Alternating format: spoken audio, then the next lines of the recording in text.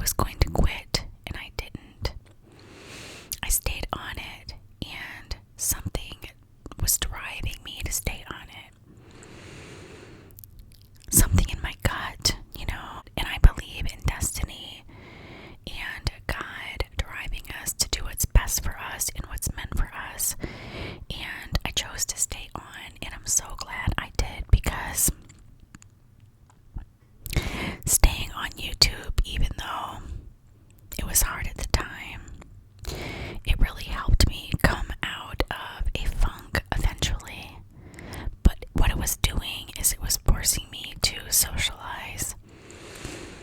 I had become a hermit in my house for a good 2 years, and staying on YouTube helped me, fix myself up and create videos and still keep my love for food.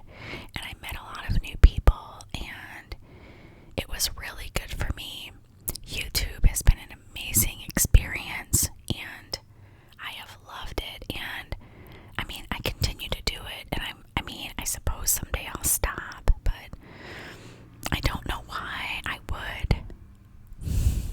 So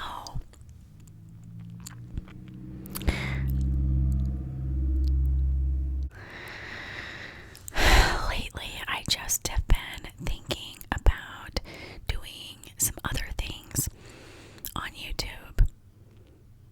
Still keeping my foodie situation, because this is my passion. This is why I'm here, because I live all week for my cheat days, and I like to share.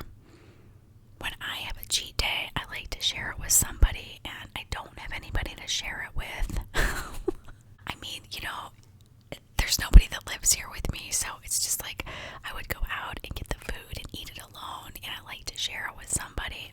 So I like to share it with you. So thank you. So thank you for sharing it with me. But I would love to be on YouTube more often than what I am. But I cannot eat 3, 4, 5 cheat meals a week.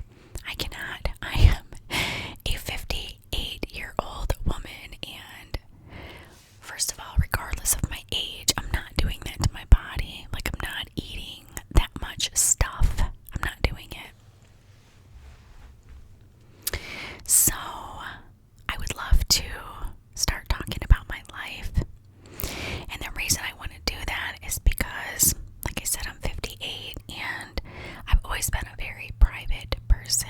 But at 58, I don't really feel that private anymore. I feel like the things that I have experienced in my life, some of it could be beneficial to some people, or people can relate to you, even if it's a funny story from childhood or something, people can relate to it. And I feel like I want to do that to relate to other people, but I also feel like I want to do it because, I don't know, I guess it's sort of a way to document your life, Like when I'm old and gone, I will have memories documented on a public forum. I think that's kind of cool. So I think I want to start telling some stories from my past, growing up, my childhood. I was born in the 60s and grew up in the 70s, and that was a different way of life back then. I am a Gen Xer. We are tough cookies, and we had a different way of life than people have nowadays, like it's just different.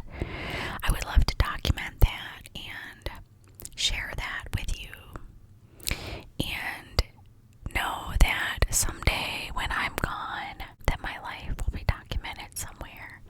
Kind of like the idea of that. But since this is a foodie channel, I can't eat food with every video. So I'm thinking maybe I could have a drink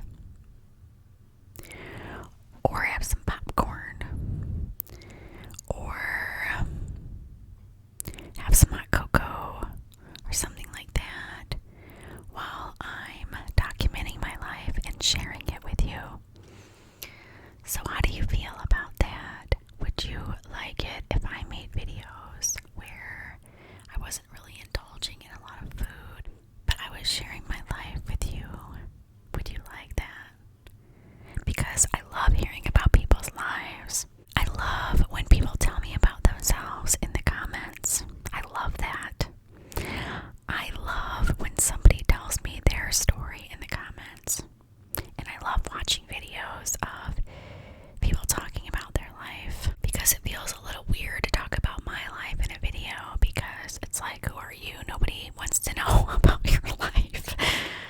But people don't have to watch. It's like, I'm all of a sudden feeling like I want to document my story, my life, dumb stuff, from back when, the first time I tried a cigarette.